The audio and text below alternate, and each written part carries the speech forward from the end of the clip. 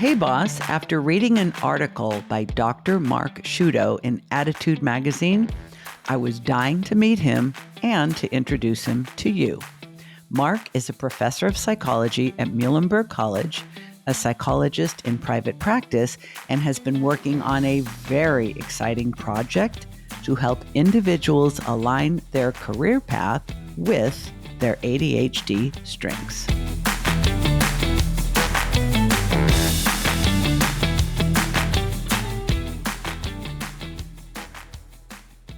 So one of the things I asked you in our pre-chat is, do you have ADHD? And it could have been a simple yes or no answer, but what it led to is what I think we are going to be experiencing a lot more of in all the best ways is it depends kind of thing. Because as we both know, many people who would qualify for the diagnosis don't have it. And many people who have learned how to fashion their life in such a way that they are aligned with their gifts and their struggles really don't need the diagnosis. So where would you like to start? Well, I guess I would say, I'm not a particularly big fan of diagnosis. I think there's a lot of it. There's definitely a need. It serves a very important function, but I prefer to think of things along facets or continuums of functioning. Different traits or different characteristics that are fundamentally part of human experience, right? So ADHD is part of who we are as people, whether we label a subset as having the diagnosis or not. So I am not formally diagnosed with ADHD. I would not qualify for a diagnosis of ADHD, but that doesn't mean that I don't exist somewhere along the continuum of the big three: inattention, distractibility, impulsivity, hyperactivity. So I see elements of that in my life. I fall somewhere along the continuum, and that sort of wavers over time. But I would not qualify for a diagnosis. I don't think I've had this sense of impairment. And I think there is a risk of people saying I have a little bit of ADHD or I have it, trivializing it, by thinking about it on a continuum like this. But I also think it really is an avenue into empathy. And if you can see a little bit of this in yourself, you can sort of envision what it might be like for this to cause problems in relationships or workplace. So I tend to, in my work, in my teaching, my research, I tend to place less emphasis on the yes or no of a diagnosis and more along where do people fall on the continuum of functioning and how does that help, their daily experience.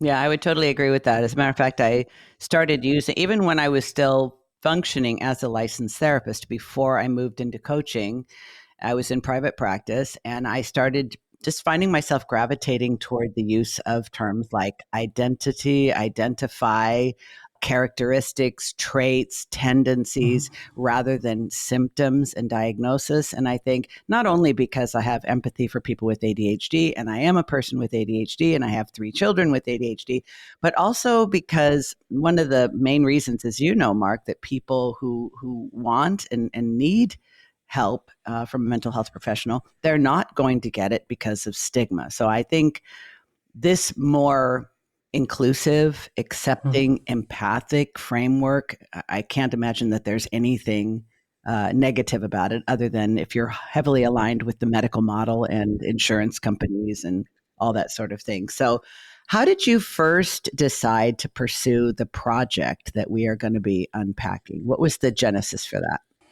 That's a great question.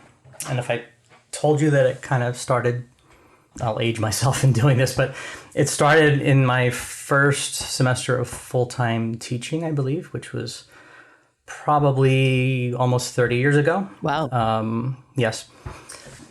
I like to say that I started teaching at the age of 10, but that's not entirely true. But in my first semester, I was teaching a course in abnormal psychology, where I tend to emphasize these kinds of not just ADHD, but just viewing things on a continuum and looking at mental health as part of human experience. And a student came up after class and said, very early in the semester, and I thought it was kind of an unusual initial conversation with the student. He said, I have to talk to you. I've been diagnosed with ADHD. And this was, at a time where I think the willingness to disclose was much less, right? So this was kind of like unusual at that point. Mm.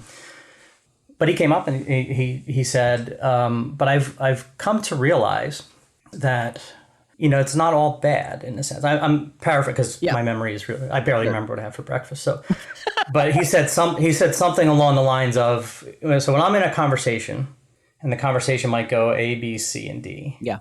I hear A and D and I miss B and C. Wow. Relatable. He said, but I've gotten really good at filling in the gaps because I miss so much. And he said, I think that's really helped me in a lot of ways solving problems because, problems are filling in gaps. And so that sort of that seed was planted many, many years ago. And I won't say it now, but we'll come back to this person because they ended up being one of the people in my interview project that tracked I love this so him much. down 30 years or so later. But that stuck with me as one of these initial, sort of seeds. I said, that's really kind of an interesting way of thinking about this and very mature to think about it at that age as like an 18 or 19-year-old to do that. Had another student, almost the same thing, maybe 10 years or so later, come up and say, I have ADHD. This conversation happens quite a bit. And it's going to look to you, I'm going to sit in the front row and it's going to look to you like I'm not paying attention. And I'm going to doodle. And I was like, okay. He goes, but trust me, she said, trust me, I am paying attention. And sure enough, she had the most elaborate doodles in the margin and looked like she was not paying attention, but would raise her hand out of nowhere and ask the most insightful question. It had been a strategy she was using to sort of focus. Fast forward a little bit later, I read a memoir called Buzz. I don't know if you've read that from Catherine Ellison, I believe, talking about her journey with her son for getting treatment for ADHD and how it led to sort of a self-discovery of herself. And she sort of alluded to how being an investigative reporter was kind of well aligned with ADHD. All these things building over the years. And then I stumble finally across an Attitude article on the Phillies pitcher, Scott Air, and reading the story of his sort of journey with ADHD, diagnosed as an adult. And he attributes much of his success to medication and a supportive team, both of which were very important. But I noticed a detail in the story that was sort of jarring to me, like sort of really like one of those moments where I just sort of stepped back and said, hold on, I got to drop everything. And I promise I won't get too much. I'm a big baseball fan, but I won't get into because everybody will tune out. But because it's not really about baseball, but he started his career. What I didn't know, I knew him when he played for the Phillies. I didn't follow his career, but he started his career as a starting pitcher. But he had all of his success as a relief pitcher. Now, in baseball, so starting pitchers they don't pitch as often. They have repeated times through the lineup. It rewards forethought and planning and working memory and patience. And relief pitchers come in, and he might only come in for one batter, high adrenaline, high novelty, high pressure, clear deadlines, clear outcomes, all the things that are really well aligned with ADHD. And so I was like, this is really fascinating. So I dug in and I went and looked up all his statistics, and he systematically does better. It almost looks like I faked the data. He does systematically better in all of the situations that are better aligned with ADHD, right? Late in games versus early in games.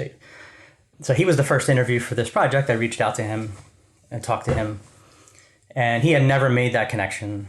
He had never sort of, he had sort of attributed, again, rightly to medication and the other kinds of support that he had.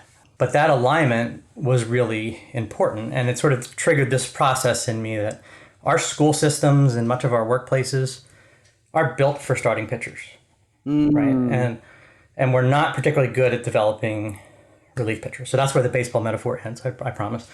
But it sort of struck me as like he couldn't change the game of baseball, but he found a role unintentionally, accidentally, in a sense, that was really better suited. And so I got to wondering, what does this look like outside of baseball, right? We don't have statistics to documented in all of our work. Your work as a therapist, you never had statistics on how well you were doing, right? We don't get that Right. kind of feedback. Right. But I said, I wonder what this looks like in other areas of work. And so we began this process of interviewing people from all different walks of life, all different professions, and asking a series of questions to try to get at this issue of alignment as a dimension of ADHD. This is, I love this. I love the backstory. And I got to admit, I'm not a baseball fan, but you gave me just enough information. You gave the listeners just enough information that they can see themselves in this. Mm-hmm. Because when people say things like, oh, you have ADHD and you're an accountant, are you sure you have ADHD? It's not necessarily the specific career, Right. profession. It's the way you do it that works for your brain. And I think you're absolutely right. A lot of us stumble across what works for us largely through trial and error, lots and lots of error, Mm-hmm. and we can stumble our way into success and then not even attribute our success to that because we're just trying to figure out what makes things work for us. It doesn't Right. feel like a system, but you have extracted the data from that and you've looked at Mm-hmm. different people and seen that when people are doing things that are in alignment with their particular ADHD strengths and struggles, that they can win. We have to talk about the word that I think it's really a trigger word for me, superpower. I come because I largely work with entrepreneurs, creatives, and people that are self-employed with ADHD or ADHD-ish. They identify with the traits, diagnosed or not. Some of them see this and think, "Wow!" You hear it's even in Forbes magazine. Is ADHD the entrepreneur's superpower? There are other coaches who kind of make that their whole approach, make ADHD your superpower. Talk about trivializing people's lived experience. But I think to me, it's so much more nuanced. And I'd love to know your thoughts about Mm-hmm. that word because I personally do not believe it's a superpower. I also don't, many people don't experience as a disability. I believe it is the source of both my greatest strengths and my greatest struggles in pretty equal measure. So it's up to Yeah. me to align my life, my business, my lifestyle, my relationships with the strengths and do everything I can to manage the struggles so that they don't overtake the strengths. What are your personal thoughts about superpower? So I'm glad you asked about that because this is one of those things that I can, and you can feel free to cut me off if I get going too long. But I mean, the phrase, if you cut this entire podcast and just summarize, it depends, right? Yes. And this notion of a superpower, I think, arose out of a desire to reduce stigma, and it was a giving voice that people with ADHD often feel that like they're not seen, that they feel sort of othered or different from everybody else. And so I think its origins came out of an important place, but it runs the risk of, again, this sort of trivializing and to sort of just miss a whole facet of the person's experience. So you talk about superpower, I could fly, right? It'd be Yeah. great to have that superpower. But if you put me in a room that's really tight, it doesn't do me any good Mm. to fly. And it actually may frustrate me, right? Especially if I'm told I can't fly, right? So if I'm in an environment where I'm told I can't fly, right? Which is what our schools are for many kids with ADHD, right? The kinds of things that where they're most drawn or most interested in are things that are often shunned or not sort of rewarded in our school system. So thinking of it as a superpower is just very sort of incomplete, right? So I won't say that it doesn't have, because we've had people talking about how the characteristics of ADHD can be a great advantage in some context, Because it depends. right? It depends. In other contexts, not so much, right? So I always use the example of one police officer, again, a profession you wouldn't necessarily think particularly well aligned with ADHD, but we had multiple. Lots of cops have Yeah. ADHD. Yep. And one in particular said, what we would call inattention or distractibility in the schools, he alluded to it, and we talked about it more as a sense of vigilance, right? So this same symptom looks like inattention, distractibility in a classroom. Why don't we call it vigilance, right? Isn't that really what it is, right? So it's a problem in a classroom. He said, so if I'm on patrol, vigilance or distractibility, like noticing everything is really advantageous, Mm. right? When I'm at dinner with my fiance, noticing everything not so advantageous, right? So almost no one that we talk to, actually really no one we talk to, describe the characteristics of ADHD in universally good or bad ways. It was always this, it depends. And it looked at what it depended on varied from person to person. So I think the notion of a gift or superpower, even though people may use that language, is important but incomplete. I'm smiling so much, Mark, because in my first year in graduate school, my clinical professor, Dr. Mitchell Mackey, who I became very close to, I became his research assistant. He taught me so much. He really frustrated and annoyed the group of grad students because, and I went to grad school in my 30s. I'd already had a whole first career, so I became a clinician as a second career. I had 10 plus years on most everyone else in my cohort. And they were seeking what, like, if then. What do we do if this happens? What do we do when that happens? They really were wanting that sense of clinical competency and certainty and confidence without really understanding how complex human nature and human behavior and human motivations actually are. And I remember every single question they asked that first semester, Mark, he would say, well, it depends. And they would be like, oh, and I'm thinking, well, yeah, absolutely. Because it does depend. And so I realized years later, I use that expression probably as often Mm-hmm. as you do, because Mm-hmm. it is in the nuances, it is in the intersections, it is in oftentimes the exceptions that we realize this person is not impaired in this set of conditions and this scenario. So it absolutely depends. Yeah, so I think that's where some of this comes from, and again, out of good intentions to start to view ADHD differently, but nuance always gets lost, and I think that creates a blind spot of sort that we start Absolutely. thinking about ADHD in a very limited way that ends up being counterproductive in different ways across a person's lifetime. Well, and one of the ways I'm sure you and I will both easily recognize and agree to, I refer to this as you can't find what you're not looking for. Mhm. And we did not identify multiple generations of women because we were not looking for the way ADHD presents in most females, which tends to be more the inattentive, distractible subtype.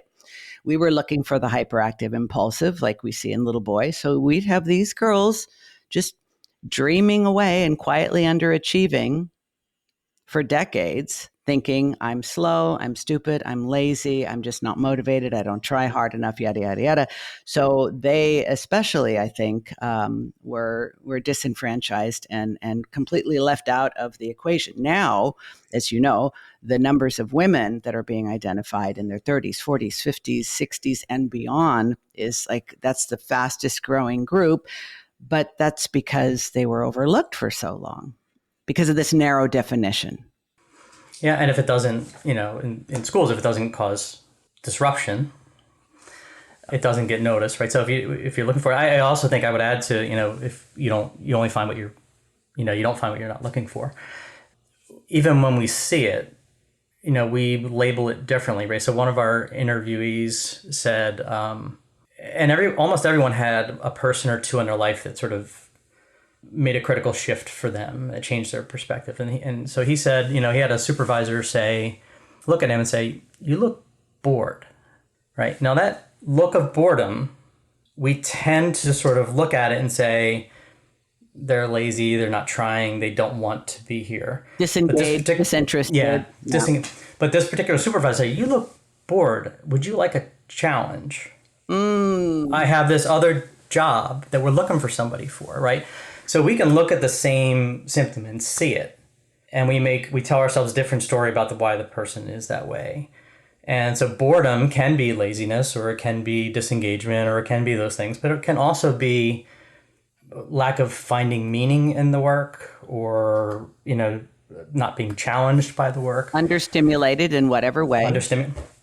And so we tend to, especially in our school system, we tend to miss those kinds of things easily. If the child, because the teachers, understandably, they have 20, 30 kids in the classroom. It's often difficult to sort of see that kind of, and take the time to dig to see those kinds of things. But yeah, I would wholeheartedly agree. We miss things because of this incomplete picture.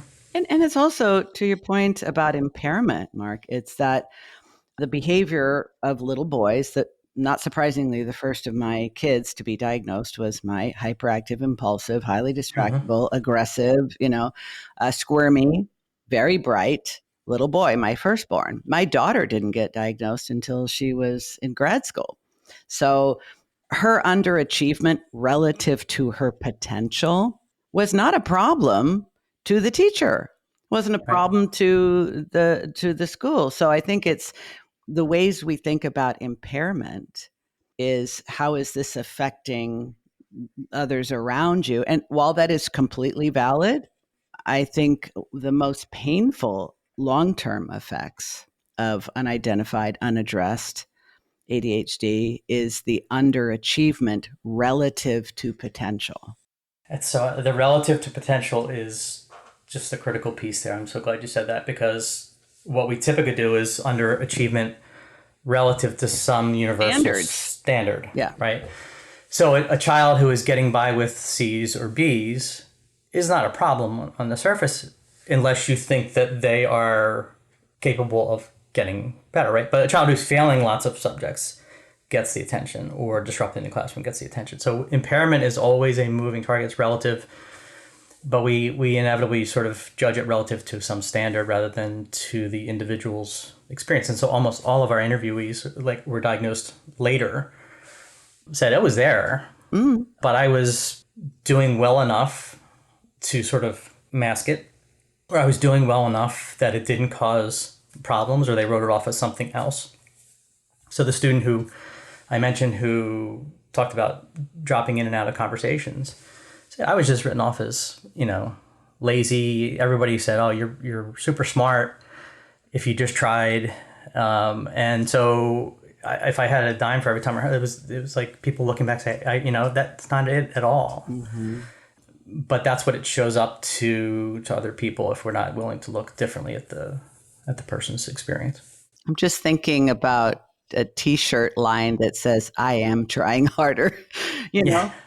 And I love that the students that approached you, and I'm just Mm-hmm. thinking 30 years ago, a young, barely an adult, barely legal, who Yep. has both the self-awareness and the agency to approach a professor. And I mean, you were pretty wet behind the ears yourself 30 years ago. There probably wasn't a big Entirely. age Yeah. difference, but still you were an authority figure and someone who had some degree of control over or his life, and saying, here's something I know about myself. I'm curious what your thoughts are on this. One of the things that frustrates a lot of people who work with, live with, are partnered with, run a business with, are neighbors with, folks with or siblings with, the folks with ADHD, is that they will often say we lack self awareness. Now, I want to share my thought about this, and I'd love to Mm-hmm. hear your reaction. I don't know that we are intrinsically lacking in self awareness, but what I have seen many times is self awareness feels risky. Self awareness feels scary. We all have, I would say all, many of us have so many internalized um, negative voices, negative feedback. Why can't you just? Your sister doesn't. What's the matter with you? And then we internalize those voices and what's the matter with me? Why can't I ever get it together? And so forth. So self awareness can feel like a dangerous prospect when we actually look at our behavior, look at our choices, look at the impact that we have on others, because oftentimes that's going to trigger a shame spiral that doesn't lead to any changed behavior. What do you think? Yeah, I think it is self-awareness. The disclosure of the kinds of things is risky, and so I agree that this student was unusual, especially at that point in time historically, that would have that level of self-awareness. And I think all of our interviews, I think there was this emergence on some level people would say, I always knew this, but it's not the story that narrative is not out there, right? There's no real roadmap for understanding some of this because it's not the typical story. It's not what the narrative we're told about what success looks like, what thriving looks like.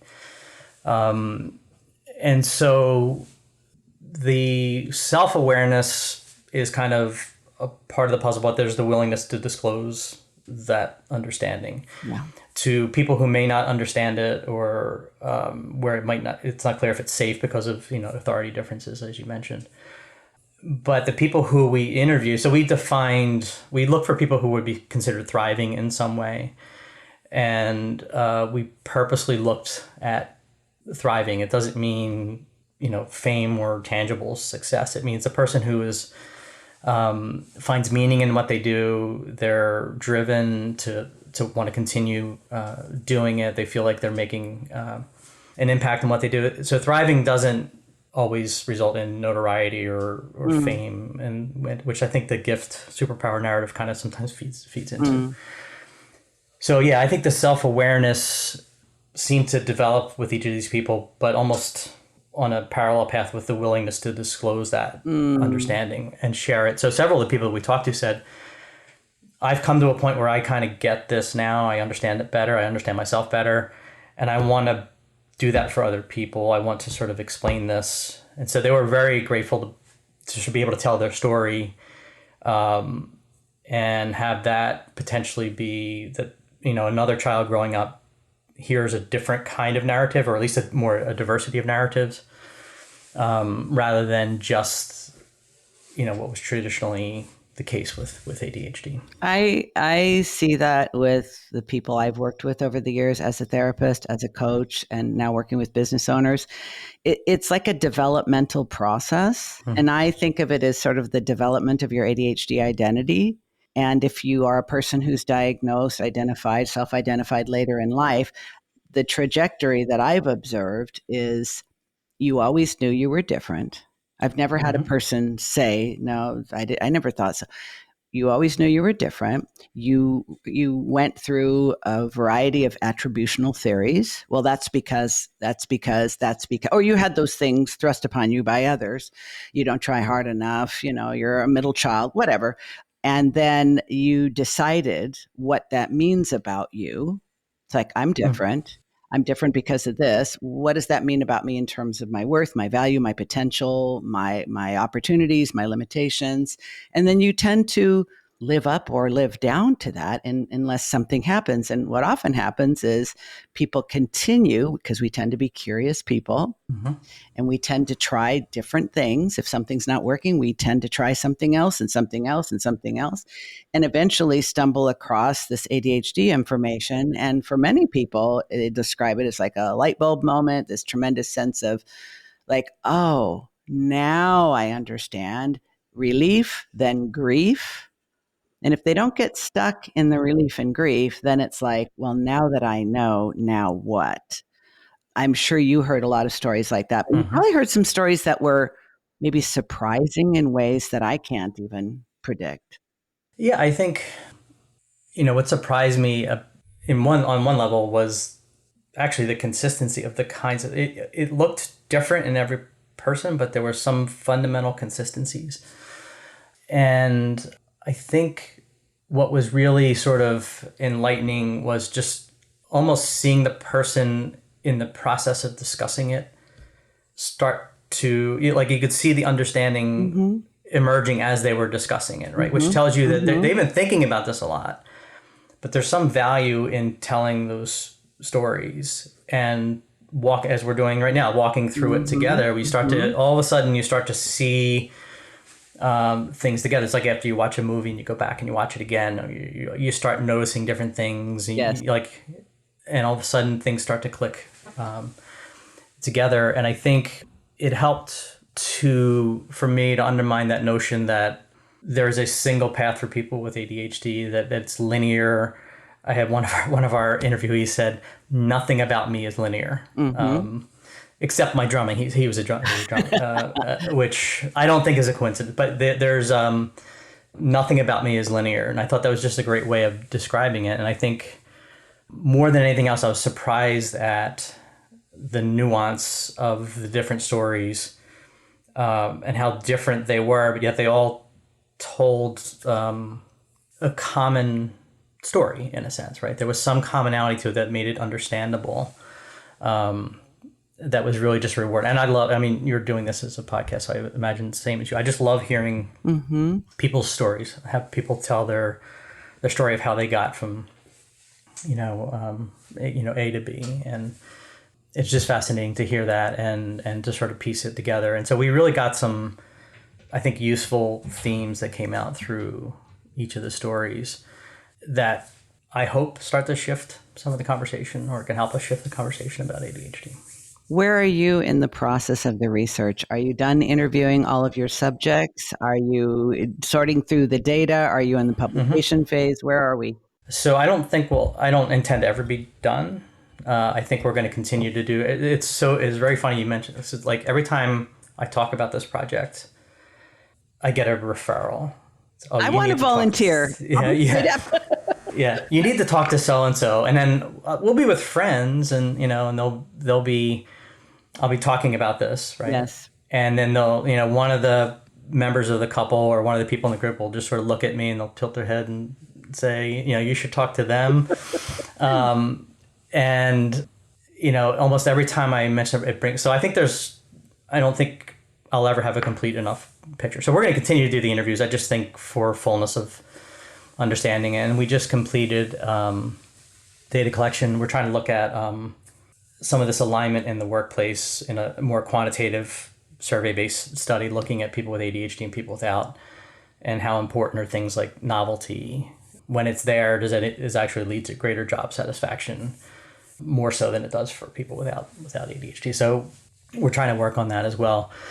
I wish I had more time to work on this, but I get pulled in a number of other directions. But it's going to continue to be a project that I work on. So we're going to continue with the interviews. I'm going to probably put that out in a more substantial form. The Attitude article was a great sort of entry into it, but it really is a very condensed part of the full research, and then supplement it with some of these other quantitative studies.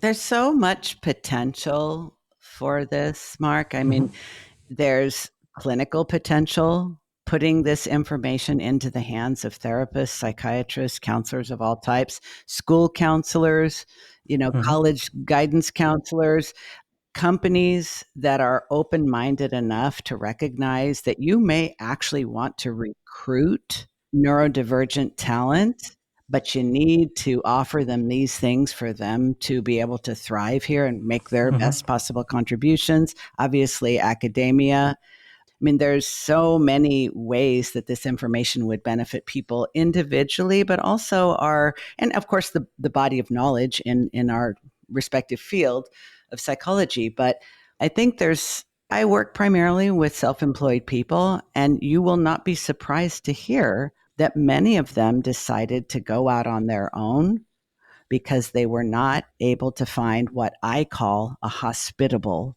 work environment for their unique gifts and attributes. And so many people just thought, well, screw it. If I can't find a place where I can thrive working with or for others, I'm going to do my own thing. But being self-employed is very challenging for many people with ADHD traits. And many of them go from being adequately employed but struggling to really struggling on their own because they are now absent the structure, supports, and supervision and accountability that workplaces provide. Yeah, and so we saw that we had it was not hard to find entrepreneurs to talk to for this project. I don't think that's a coincidence, because it allowed going out on your own, doing that kind of thing, allows you to sort of, we talked about it as organizational psychology has this concept of job crafting. Yes. But it's there's a danger of viewing it as sort of like occupational typecasting. Like, so ADHD people are good at this kind of thing, which there are some jobs that are probably inherently better suited. Like, I think accounting is a particularly difficult one to fit, but it doesn't mean you can't, right? So job crafting, or I like the term curating a little bit better, is it can be the type of role, right? So Scott Air, the Phillies pitcher, a shift in the type of role. They didn't change the rules of baseball for him, right? So he shifted into a role that was more aligned.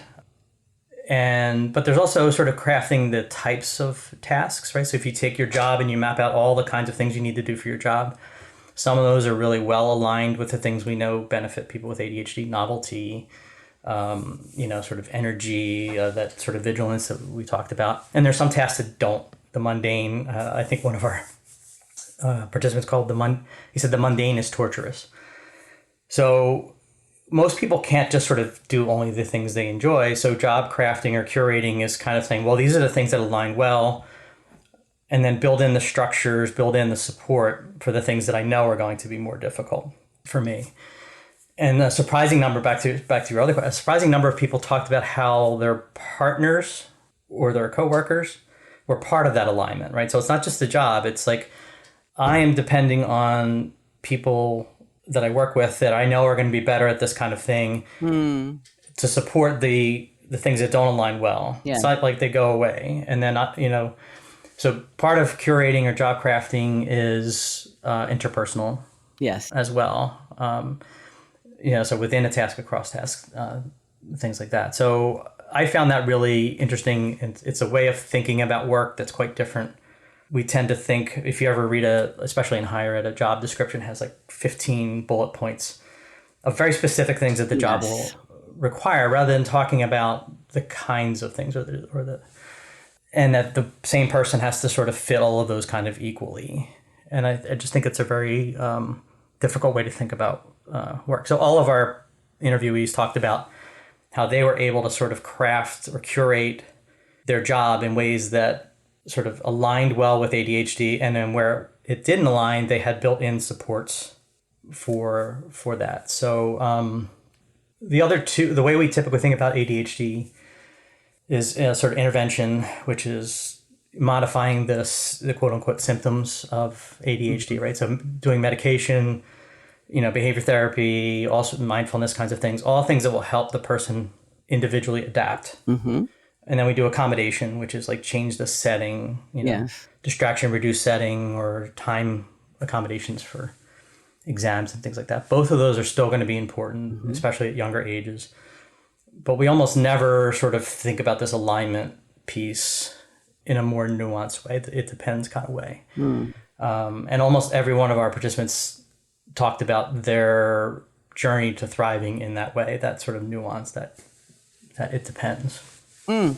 I know that listeners are going to want to follow along on this journey, learn more about it, and see what you're up to. What is the best way for them to do that, Mark?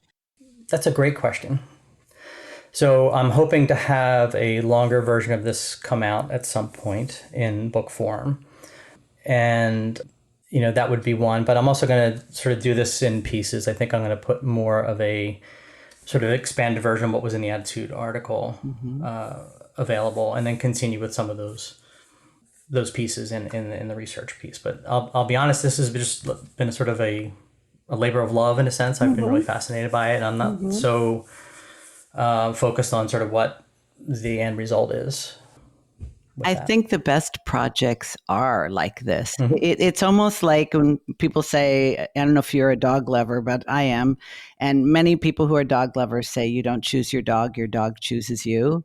And I have a very strong feeling that this project chose you. And I think the intelligence of the universe was well placed in you. I love how it's really developed organically. I love how you have learned as much from your students as they no doubt learn from you. And it gives me a lot of optimism that there are people like you doing this kind of work, because I happen to think that people with ADHD who are not yet able to fully express themselves and their gifts, it's a collective loss to humanity. It's not just an individual struggle of people who happen to think differently. Some of the best ideas, the most innovative ideas, the most original and creative ideas come from these people.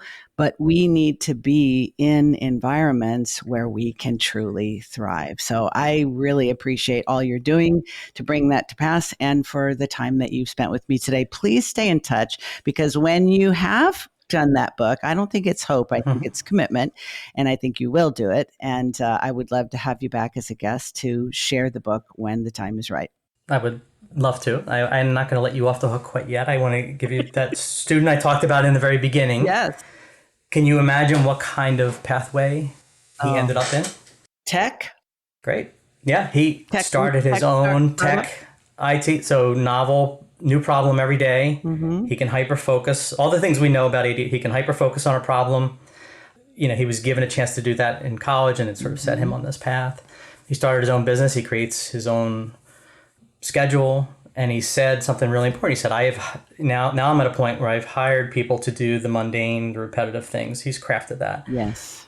And then I go home and I have endless energy. I do all these other things to keep from driving my spouse crazy. So it was really fun to hear the bookends to his experience as a way of sort of validating this. But I'm just appreciative that you gave me the chance to join you today and start telling the story that I hope will continue. You will be back. Thank you, friend. Thank you. So if you're a creative, entrepreneur, or small business owner, you've already figured out that being your own boss is a must. But have you figured out how to make the most of your ADHD gifts and strengths as business assets? If not, we should talk. Take advantage of my fast action bonus by booking your free consultation with me during the month of January. And of course, there's a link in the show notes to find out more.